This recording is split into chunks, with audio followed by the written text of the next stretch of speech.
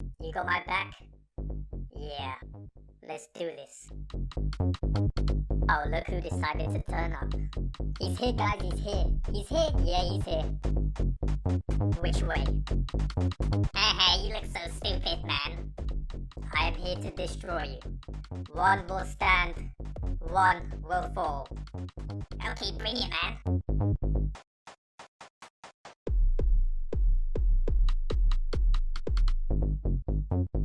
Get the hell out the way, this is an emergency, get out the way! If I knew how many of those injuries I would have suffered, I would have just been asked to be homeschooled, man. We went on school trips to safaris and zoos where those wild animals would fight less in 8 hours than we would in a 15-minute break. Did you call Spider-Man gay? Yeah. Say sorry. No. Yeah, you better get out of here.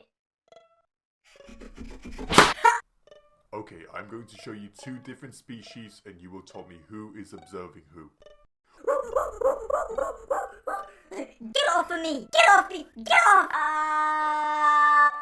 Oh shit, are they putting these things? Can these things get in here? Will they be in here? Hide the kids, hide the bananas underneath the palm tree leaves, and everyone up in the trees now. My school was very wild when it came to fights, but I can actually tell you why. So, in the first year that you're in that school, you are in nursery or kindergarten for the Americans, right? So that's 4 or 5 years old and you just got there and you're like surrounded by like a 96-foot fence.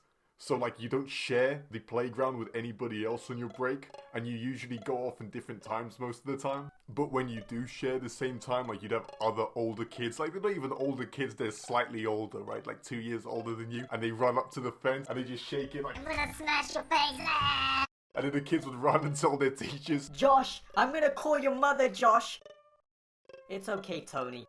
So next year you'd be in reception and you're actually still separated and you have this coloured band showing you what class you're in and you're a lot less fortified, but you have teachers on watch non-stop. You have like this little white picket fence that's like maybe maximum half a meter and that would just prevent other kids from smashing your heads.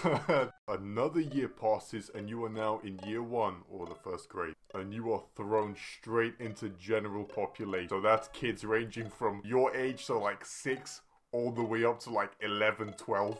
I've never felt fear and paranoia like that since that age, man. Like, you'd all be huddled together like meerkats, constantly on watch for older kids, because they'd run up to you and slide tackle you and throw you on the floor. And you see someone running towards us too fast, we just shout, Big kid! and then we'd scatter and break formation and try and find a teacher for refuge and safety. Before you start feeling sorry for year 1s, I'll tell you the first thing they always do. They go straight to the nursery playground, they grab the fence, they start shaking it. I'm going to smash your face! Tony, I'm calling your mother. It's the beautiful circle of life. You can't put, listen to me, you cannot put 6-year-olds and 12-year-olds in the same playground. It doesn't work. We had like a trampoline zone where like kids would get in line and like 3 at a time would get in the trampoline and bounce around.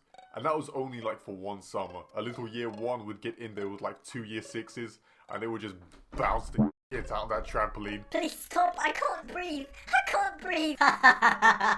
And then I remember you had like 9 kids just laying flat crying because they just got handicapped waiting for the nurse to come get them. Hey listen, there was definitely a hierarchy when it came to kids and their overall strength and capability of you up. So you would say, hey Danny, the year 7s, the oldest kids would be the toughest kids and most feared. Generally yes, they were older, taller, stronger. However, there was one exception, and his name was Spencer. And let me tell you right now, this motherfucker outweighed everyone in the school, including the teachers. And he was only in year 4. He had the year 7s scared of him, running from him. You would expect adults, especially in that employment position, to be able to protect the kids.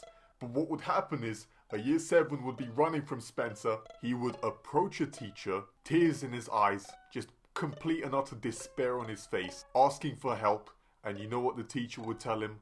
Run and hide in the toilets in stall number 3 to the right, and when it's safe, I will come and get you. Man, it was so eerie because he would never ever run after you. He would tilt his head to the side a little bit, and then he would just speed walk his way towards you.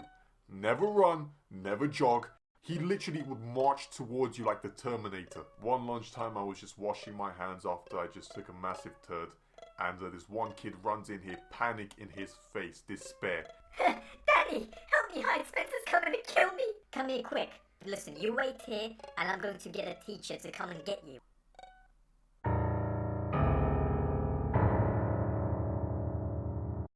Yeah, listen, I pointed that stall out so fucking fast, man. Like, hey, listen, my heart beats in my chest. I'm not ready to die for anybody. He smacks me once, and I fly into a urinal and make my way out. You can hear resistance. Like, he would have his feet up, pushing the door so he wouldn't be able to open it. But you know what I mean? That kid was heavy, man. You could only hold that door up for so long.